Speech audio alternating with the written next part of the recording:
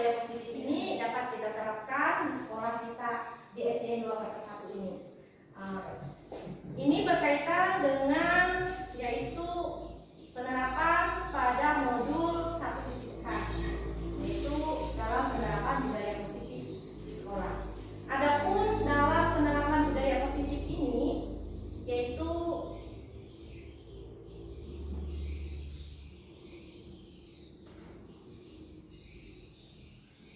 jadi konsep-konsep inti budaya positif itu yang akan kita terapkan di sekolah, yaitu yang pertama itu perubahan paradigma belajar, yang kedua disiplin positif, yang ketiga nilai kebajikan, yang keempat kebutuhan dasar dari manusia, yang kelima adalah posisi kontrol, yaitu posisi kontrol restitusi, dan yang keenam adalah keyakinan kelas.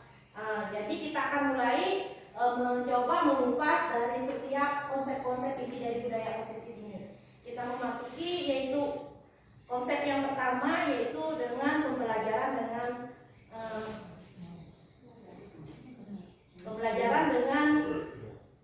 paradigma baru. Paradigma itu artinya perubahan pola pikir kita. Paradigma itu perubahan cara kita berpikir. Itu yang dimaksud dengan paradigma. Paradigma itulah perubahan cara berpikir kita.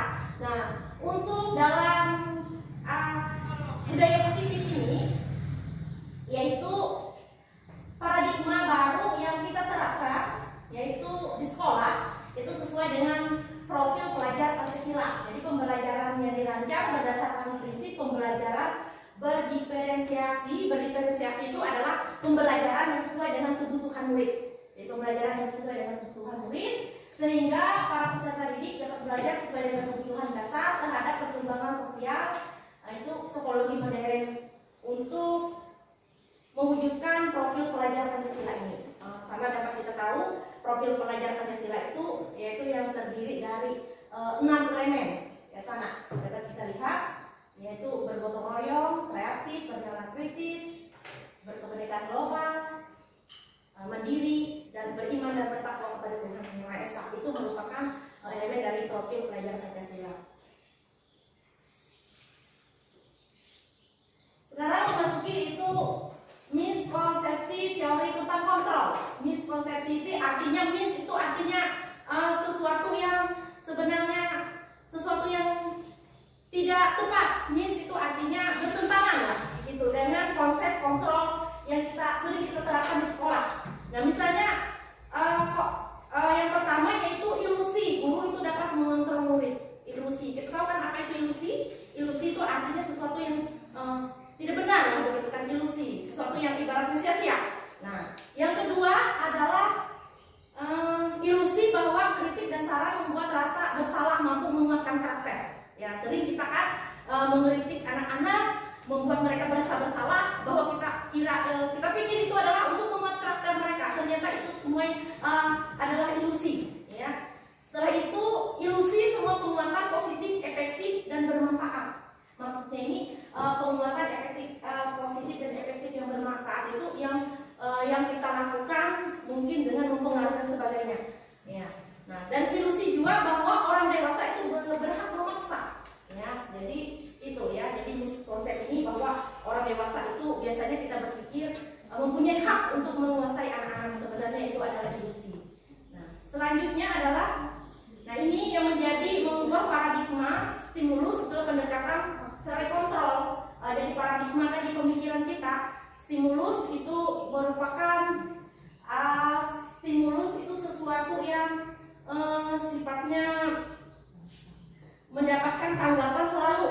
Sesuatu itu dapat dilakukan secara terus-menerus, ya stimulus. Nah, itu kita merubahkan dari stimulus yang kita pikirkan itu menjadi sesuatu yang teori kontrol yang benar tentang dunia. Misalnya realita menurut stimulus itu kebutuhan itu kita sama. Nah, pada kenyataannya tentang teori kontrol ini bahwa realitanya adalah kebutuhan itu berbeda. Jadi setiap anak itu sebenarnya kebutuhan yang mereka berbeda.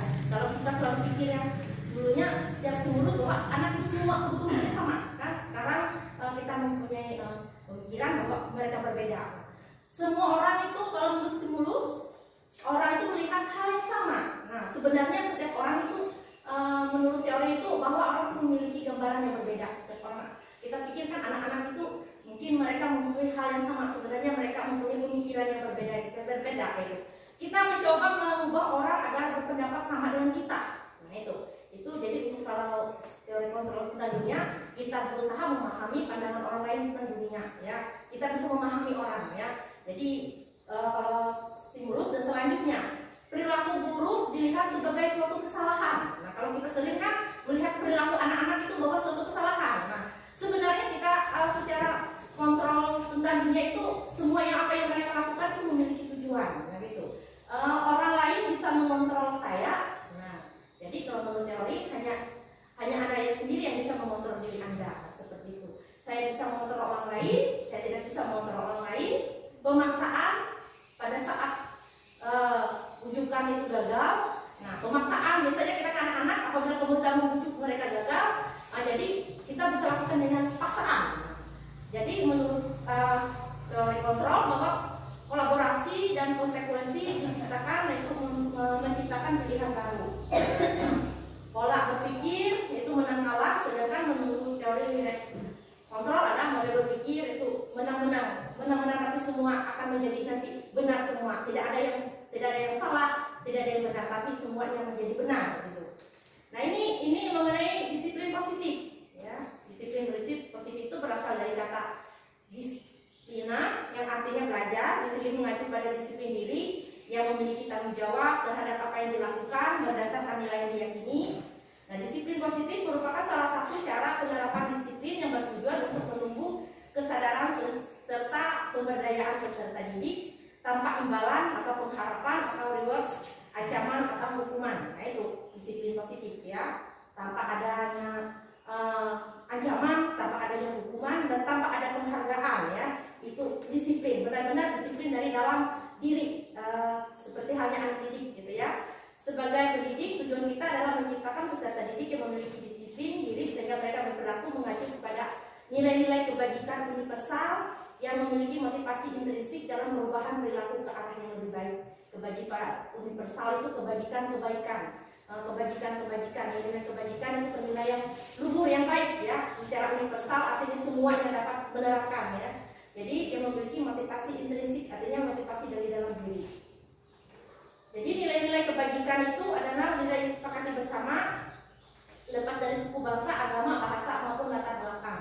Ya, nah ini adalah nilai contoh nilai kebajikan baik yang secara institusi maupun organisasi. Nah, kalau seperti halnya tadi profil pelajar Pancasila tadi ada yang nilai-nilainya itu merupakan nilai kebajikannya. Dan ada lagi misalnya seperti dari PYP ini itu termasuk toleransi, rasa hormat, integritas, mandiri, menghargai dan antusias, empati dan sebagainya. Sedangkan dari organisasi life skill ini seperti dapat dipercaya, lurus hati, pendengar yang aktif. Nah, itu semua adalah nilai-nilai kebajikan. Kita tahu semua nilai-nilai kebajikan itu, ya, kita pasti semua tahu apa itu nilai kebajikan, yaitu seperti kejujuran dan sebagainya. Itu semua adalah nilai kebajikan. Yang nilai kebaikan yang ada dalam diri kita manusia. Nah, jadi manusia itu memiliki kebutuhan dasar. Jadi kebutuhan dasar manusia itu adalah segala sesuatu yang kita lakukan untuk mendapatkan apa yang kita inginkan.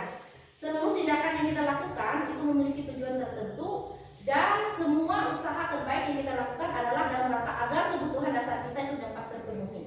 Nah, ini. Jadi ada 5 kebutuhan dasar dari manusia itu. Yang pertama adalah kebutuhan yaitu bertahan hidup. Manusia itu bertahan hidup seperti kalau bertahan hidup itu makanan, pakaian, tempat tinggal. Nah, itu. Nah, setelah itu kebutuhan dasar yang kedua manusia itu adalah kasih sayang dan rasa diterima.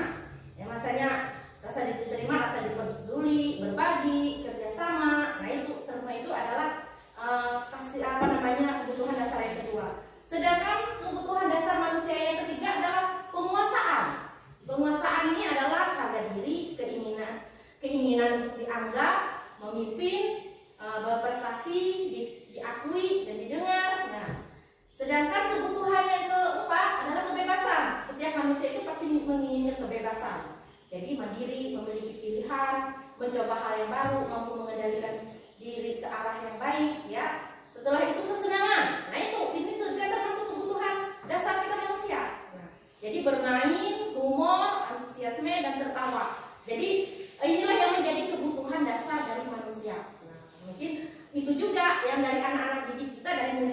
mereka juga pasti memiliki semua kebutuhan dasar yang ini, ya, seperti hal yang ada ini.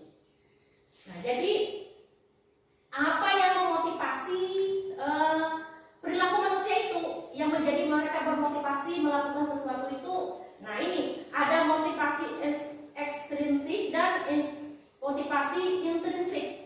Ekstrinsik itu artinya dari luar, motivasi terutama untuk anak didik kita dalam mereka melakukan sesuatu itu ada yang dari luar. Kalau dari luar, misalnya mereka untuk menghindari ketidaknyamanan atau hukuman, itu ya, mereka biasanya anak-anak itu melakukan sesuatu itu mungkin bersikap, yaitu yang pertama mereka menghindar dari ketidaknyamanan seperti hukuman, dan yang kedua mereka melakukan mungkin ada imbalan dan penghargaan dari orang lain. Nah, ini motivasi yang dari luar. Sedangkan yang dari dalam, nah, itu menjadi orang yang mereka inginkan dan menghargai diri sendiri dan nilai-nilai yang mereka percaya, ya, dan nilai-nilai yang mereka percaya, yaitu yang merupakan motivasi dari intrinsik dari dalam.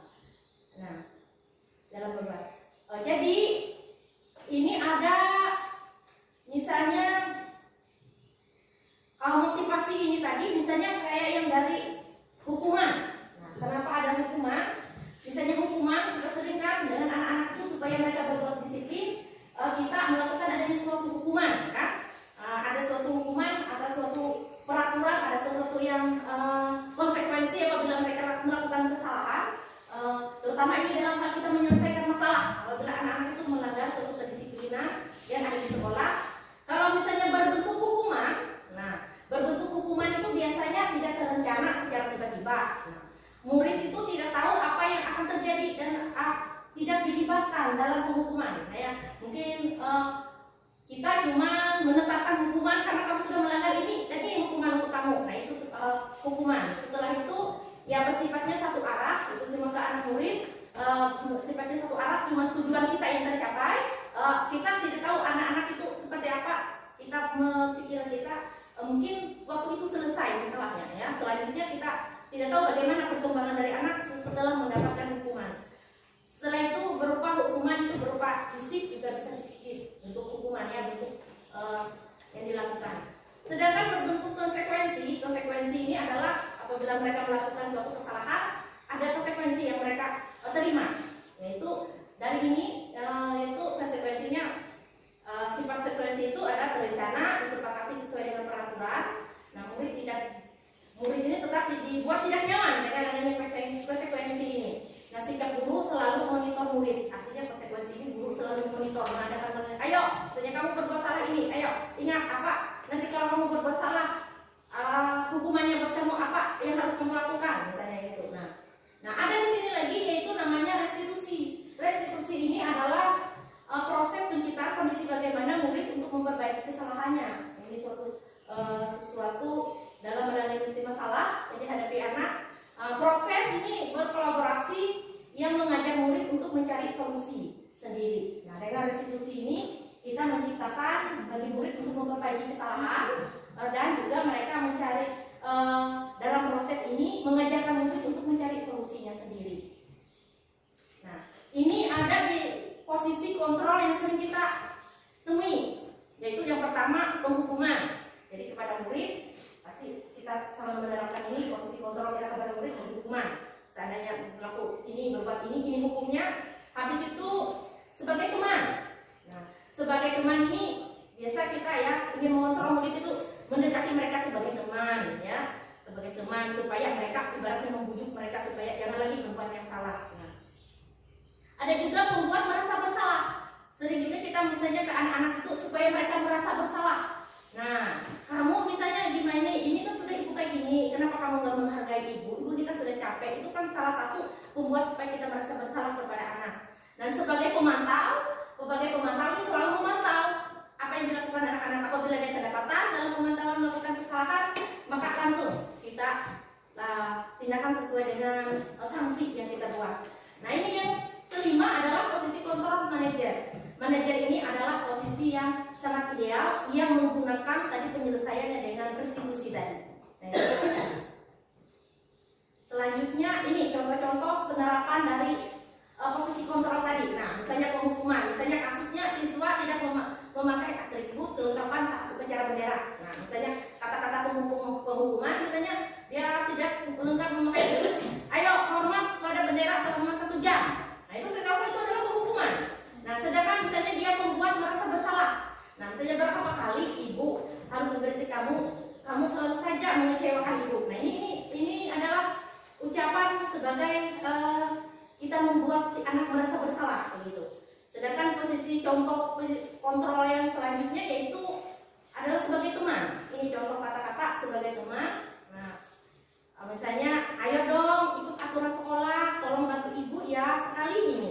Yang sudah itu tidak apa-apa, lain kali jangan berbuat salah seperti ini lagi. Nah, itu contoh kita kontrol kita sebagai teman kepada murid. Nah, sebagai pemantau, misalnya kamu sudah melanggar aturan sekolah, kamu tahu konsekuensinya. Setelah upacara ini beli atribut ke koperasi dan jangan diulangi lagi. Nah, seperti itu kan, itu adalah kita sebagai pemantau bagi anak-anak. Nah, selanjutnya adalah ini yang paling ideal kita gunakan adalah posisi kontrol yang ini sebagai manajer. Manajer yaitu apakah kamu tahu kesalahanmu, kira-kira bagaimana kamu memperbaiki kesalahanmu. Dan biasanya posisi manajer ini tidak berlebihan menyampaikan dengan anak-anak ya. Bagaimana kita sepertinya berwibawa, ada pengaruh begitu menyampaikan. Nah ini adalah keyakinan kelas. Dan kami sudah ada 2 kelas yang kami praktekkan untuk di SDN 2 ini untuk keyakinan kelas, itu kelas 3 dan kelas 2. Kelas 3 itu dengan Pak Pauji kemarin, dan kelas 2 dengan Ibu Heina tadi pagi ya, kami melaksanakan praktek ini untuk membuat keyakinan kelas di kelas itu. Ya, mengapa ini keyakinan kelas bukan peraturan kelas? Karena keyakinan kelas itu ya ini bersifatnya abstrak, artinya sesuatu itu tidak kelihatan, tapi perubahannya kita lihat. Keyakinan, seperti halnya saya tadi dengan kelas 6, kalian tahu apa maksudnya keyakinan? Apa menurut kalian yang keyakinan itu? Nah, keyakinan itu kalau kita secara dasar kami sendiri meyakini itu suatu kepercayaan. Nah, kita percaya bahwa ibaratnya sesuatu nanti kita akan sukses, percaya bahwa kita ini bisa membuat kelas yang jadi nyaman. Nah, itu makanya itu disebut dengan keyakinan kelas. Dan ini berupa pernyataan universal. Pernyataan universal ini pernyataan yang semua orang dapat mengikuti ya. Apa yang menjadi pernyataan keyakinan kelas. Dan sedikit saja mudah diingat sesuai dengan kondisi kelas, sekolah yang mudah diterapkan, semua warga sekolah atau wali kelas dilibatkan dalam pembuatan keyakinan kelas ya. Jadi kami ada sudah membuat dengan dua kelas yang kami praktekkan ya untuk kegiatan itu.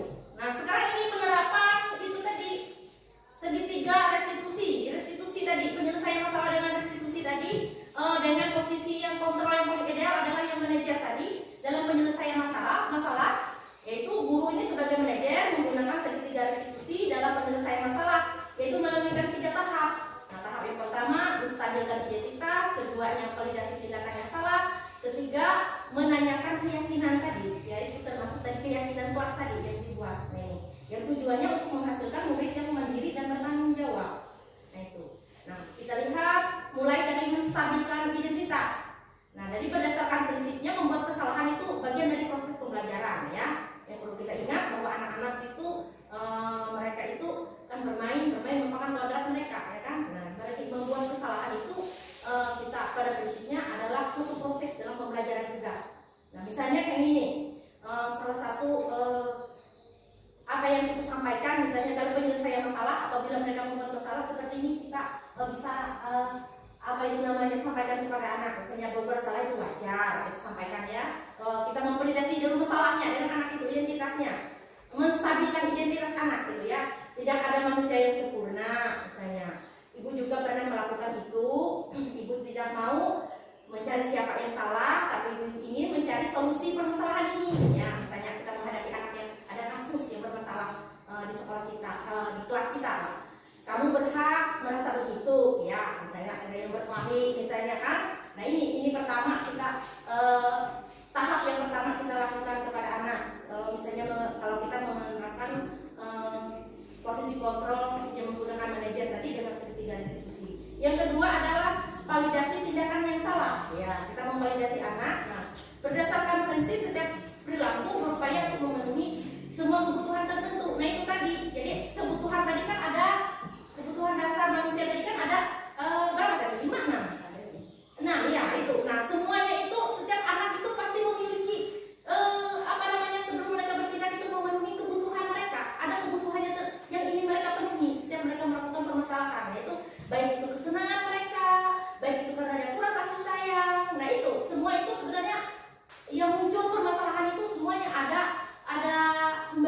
awalnya bahwa mereka itu sebenarnya untuk memenuhi kebutuhan mereka.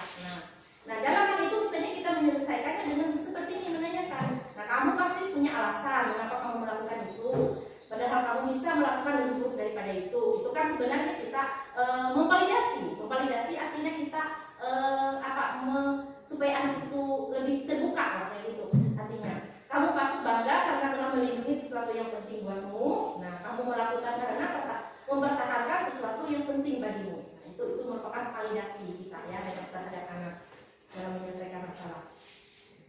Dan yang ketiga adalah menanyakan keyakinan. Nah berdasarkan prinsip teori Cantor bahwa pada dasarnya kita itu termotivasi secara intrinsik. Intrinsik itu artinya dari dalam diri anak yang bermotivasi untuk dia bisa merubah dirinya.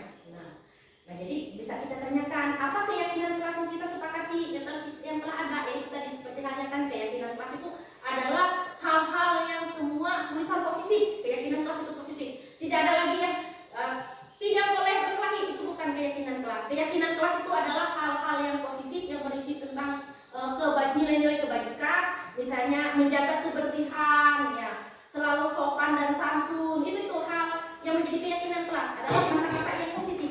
Nah itu kata-kata yang positif yang selalu untuk kita anak-anak itu supaya terlalu ingat, dan kata-katanya jangan terlalu panjang, tapi sesuatu yang pendek saja supaya anak itu mudah mengingatnya. Nilai-nilai apa yang telah disepakati bersama? Nah, di sana kan ada nilai-nilainya, nilai kebajikannya tadi kan. Seperti apa gambaran sebuah kelas yang ideal menurut kamu? Nah, itu.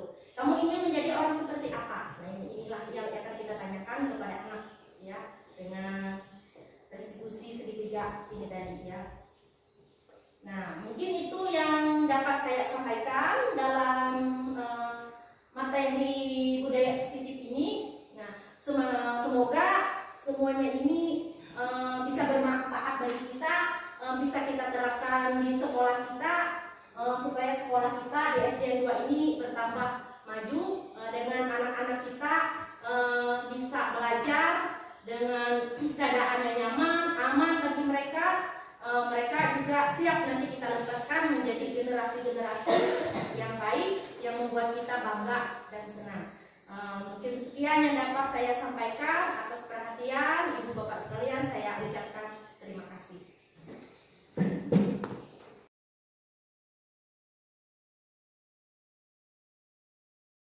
Nah, ini Ibu minta waktu sebentar ya. Mengganggu sebentar, nggak apa-apa kan? Ya, boleh dilanjutkan lah. Nah, ini Ibu mau membawa kalian membuat ini. Apa bacaan ini? Keyakinan kelas 2. Iya, keyakinan kelas 2. Ada yang tahu apa arti keyakinan? Tahu. Yakin. Yakin bisa nggak? Yakin bisa pintar nggak? Hah? Yakin bisa pintar nggak? Ya.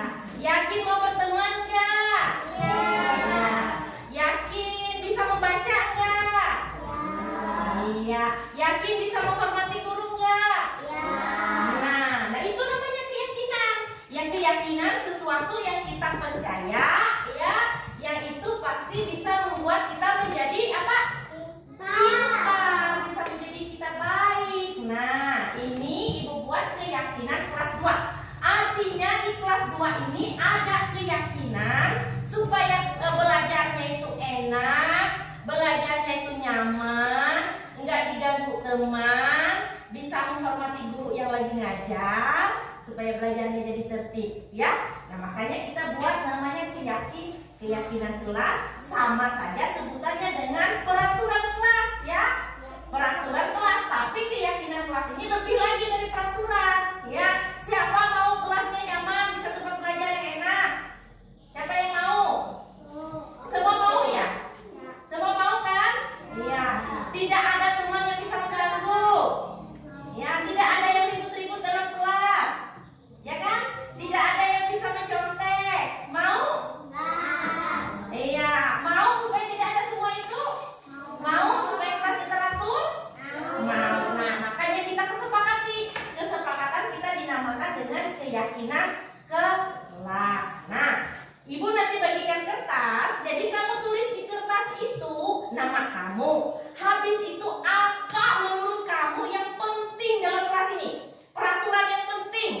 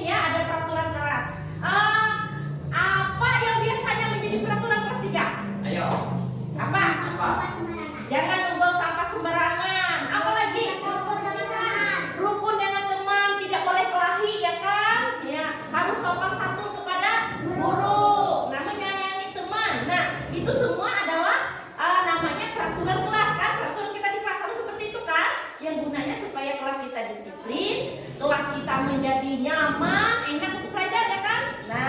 Nah, peraturan itu kita ubah namanya menjadi keyakinan kelas. Artinya kamu harus yakin kelas kamu seperti itu ya. Seyakin kelas kamu pasti menjadi kelas yang nyaman, enak untuk belajar ya kan? Nah, ibu minta ini ada kertas ibu bagikan. Nah, kertas ini satu-satu bagian atas ini ada lemnya. Nanti kita tempel di sini deh dulu ya. Tempel di situ nanti satu-satu di kertas ini kamu tulis nama kamu. Nama kamu tulis ya. Setelah itu kamu tulis satu saja menurut kamu peraturan yang paling penting di kelas. Menurut kamu satu saja. Misalnya, jangan buang sampah sembarangan. Misalnya, tidak boleh datang terlambat. Harus menyayangi teman misalnya. Tidak boleh berkelahi.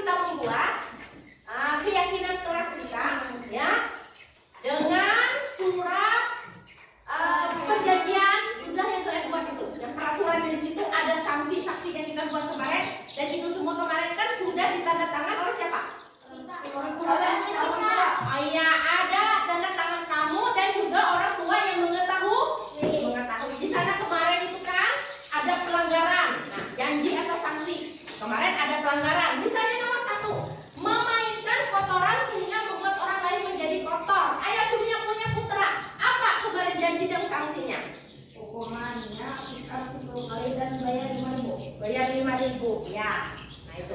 Jadi itu kemarin ya. Nah, tapi kita rubah janji kita ini menjadi sebuah keyakinan kelas. Yang kita yakini dari dalam hati kita, sehingga itu membuat kita sadar, ya, sadar kita berbuat baik supaya kelas kita menjadi aman. Oke, tulis di sini namanya adalah keyakinan kelas.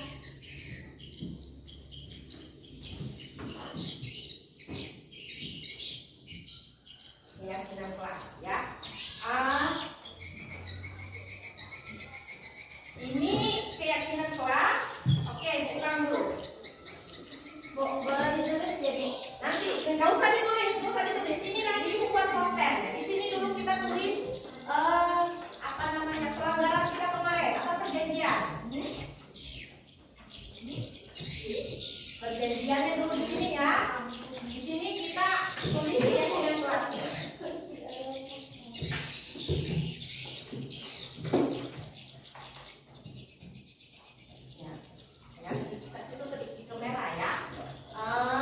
Sekarang kita mulai dari pelanggaran kita yang nomor 1.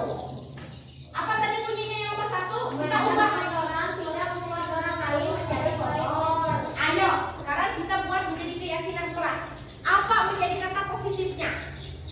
Menjadi kata positifnya adalah misalnya menjaga kebersihan diri. Kan kotoran itu kan tidak menjaga kebersihan diri kan?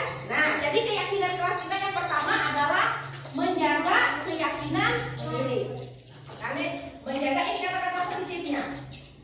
Menjaga kebersihan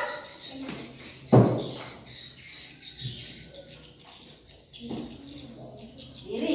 Ini yang menjadi keyakinan kelas kita. Ayo, dari perjanjian yang nomor 2, apa bunyinya?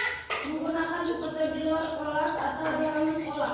Menggunakan sepatu di dalam kelas, di luar kelas saja. Di dalam kelas cuma menggunakan kaos kaki. Yang gunanya untuk apa kemarin? Supaya kelas tidak menjadi kotor. Kalau menggunakan sepatu di luar, gunanya untuk apa kemarin? Melindungi kaki. Melindungi kaki supaya tidak kotor dan terluka juga ya.